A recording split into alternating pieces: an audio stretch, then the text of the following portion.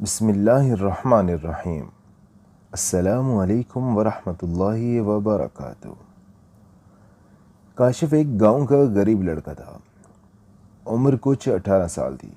بے انتہا شریف اور سادہ مزاج۔ اس کے والد مزدوری کر کے اپنے گھر کا خرچ چلاتے تھے۔ کاشف کی خواہش تھی کہ شہر جا کر تعلیم حاصل کرے، لیکن اس کے والد کے پاس اتنے پیسے نہیں تھے کہ وہ اپنے لاڈلے بیٹے کی تعلیم کا خرچ برداشت کر سکے۔ پھر بھی انہوں نے کسی سے قرض لے کر کاشف کو شہر روانہ کر دیا۔ آج کاشف کا ایک انجان شہر میں پہلا دن تھا۔ وہ کالج روانہ ہو گیا۔ کالج واقعی بہت بڑا تھا۔ ایک وسیع علاقہ میں پھیلا کالج کا میدان بھی بہت خوبصورت تھا۔ وہ اپنی کلاس میں داخل ہوا۔ سب اسٹوڈنٹس اس کے لیے اجنبی تھے۔ وہ خاموشی سے اپنی جگہ جا کر بیٹھ گیا۔ آج پہلا دن تھا، اس لیے سر نے اپنا تعارف کروانے کے لیے کہا۔ سب سے آخر میں کاشف نے اپنا تعارف کروایا۔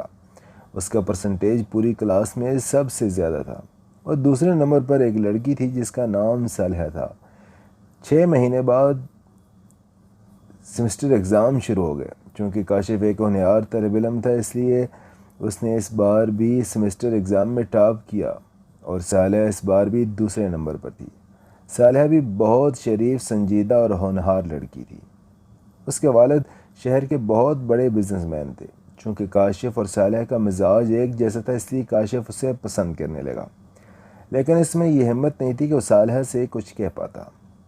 اور دوسرا ڈر یہ تھا کہ وہ غریب گھر سے تعلق رکھتا تھا، جبکہ ایک صالحہ ایک امیر بزنس مین کی لڑکی تھی۔ صالحہ کے والد کا نام محمد نذیر تھا، جو شہر کے بہت بڑے آدمی تھے۔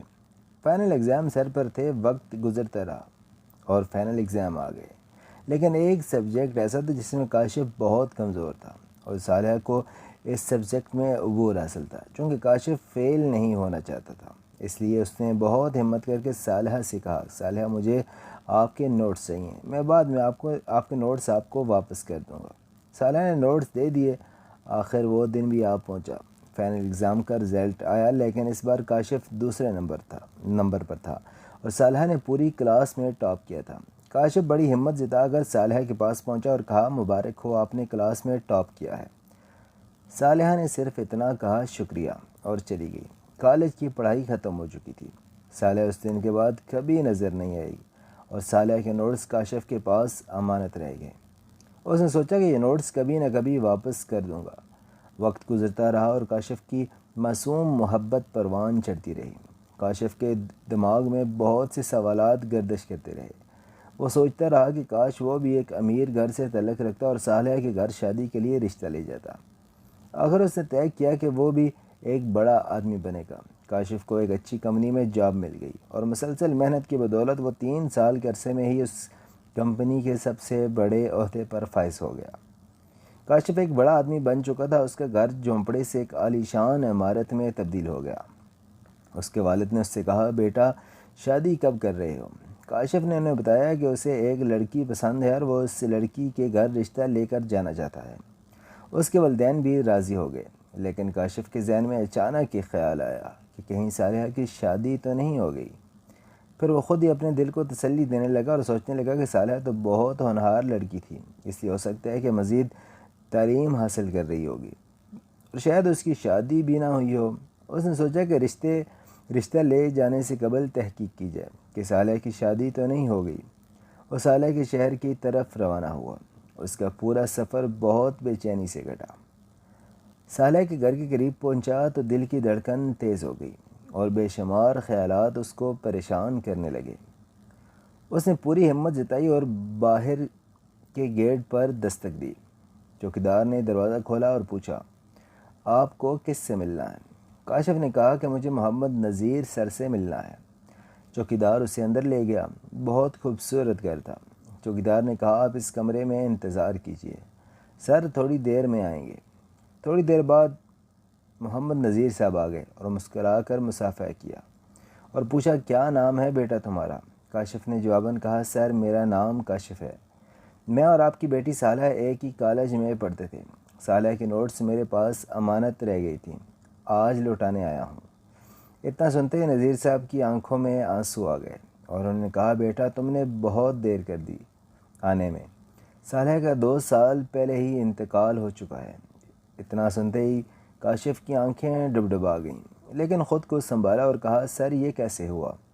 نذیر صاحب نے کہا بیٹا صالحہ کو بلڈ کینسر تھا، ہم نے بہت کوشش کی لیکن اسے بچا نہیں پائے۔ صالحہ نے ایک خط دواخانے سے لکھ کر دیا تھا اور کہا تھا کہ اگر کوئی کاشف آئے تو اسے دے دینا، وہ خط تمہارے لیے ہے اور ہم نے اسے کبھی کھول کر نہیں دیکھا۔ کاشف کی دھڑکن تیز ہو گئی۔ نذیر صاحب نے وہ خط لا کر کاشف کو دیا۔ کاشف نے کانپتے ہاتھوں سے خط لیا اور پوچھا سر صالحہ کی قبر کہاں ہے؟ نذیر صاحب نے بتایا کہ پاس کے قبرستان میں بڑے نیم کے درخت کے پاس صالحہ کی قبر ہے۔ کاشف نذیر صاحب کے گھر سے نکل کر سیدھا قبرستان پہنچا۔ وہاں بہت خاموشی تھی۔ وہ لڑکھڑاتے قدموں سے نیم کے درخت کے پاس پہنچا لیکن وہاں بڑی بڑی جھاڑیاں اگ گئی تھیں۔ اس نے ہاتھوں سے صاف کیا اور اچانک اس کی نگاہ ایک قبر پر پڑی جس پر لکھا تھا مرحومہ صالحہ ناز بنت محمد نذیر۔ کاشف کی روح کانپ گئی اور آنکھوں سے بے اختیار آنسوؤں کا سیلاب رواں ہو گیا۔ وہ زمین پر بیٹھ گیا اور جیب سے خط نکال کر پڑھا جس پر لکھا تھا کاشف جب یہ خط تم پڑھ رہے ہوگے تو میں اس دنیا میں نہیں رہوں گی۔ کاشف میں جانتی ہوں تم مجھ سے بہت محبت کرتے ہو، تم نے کبھی مجھ سے نہیں کہا لیکن یہ میرے دل نے محسوس کر لیا۔ سنو کاشف، میں بھی تم سے بہت محبت کرتی ہوں لیکن میں مجبور ہوں، مجھے بلڈ کینسر ہے، میرے پاس زیادہ وقت نہیں، میں تمہاری خاموشی اور معصوم محبت میرے ساتھ ہمیشہ رہے گی۔ سنو کاشف، مجھے معاف کر دینا، میں تمہیں کبھی بتا نہیں پائی کہ مجھے تم سے کتنی محبت ہے، میرے لیے ہمیشہ دعا کرنا۔ سنو کاشف، میں تو مر جاؤں گی لیکن میری محبت ہمیشہ زندہ رہے گی۔ محبت تو نہیں مرتی نا کاشف، محبت تو زندہ رہتی ہے، ہاں زندہ ہی رہتی ہے۔ کاشف اپنا خیال رکھنا، الوداع۔ کاشف پھوٹ پھوٹ کر رونے لگا، بہت دیر تک قبر کے پاس بیٹھا رہا اور شام کے وقت اپنے دل میں صالحہ کی معصوم محبت اور اپنی سرخ آنکھوں میں آنسو لیے گھر لوٹ آیا۔ معزز سامعین، آج کی ہماری یہ اسٹوری آپ کو کیسی لگی ہے؟ کمنٹ سیکشن میں اپنی رائے ضرور دیجیے گا۔ ملتے ہیں ایک اور نئی ویڈیو کے ساتھ، تب تک کے لیے اجازت دیجیے، اللہ حافظ، اپنا بہت سارا خیال رکھیے، السلام علیکم ورحمۃ اللہ وبرکاتہ۔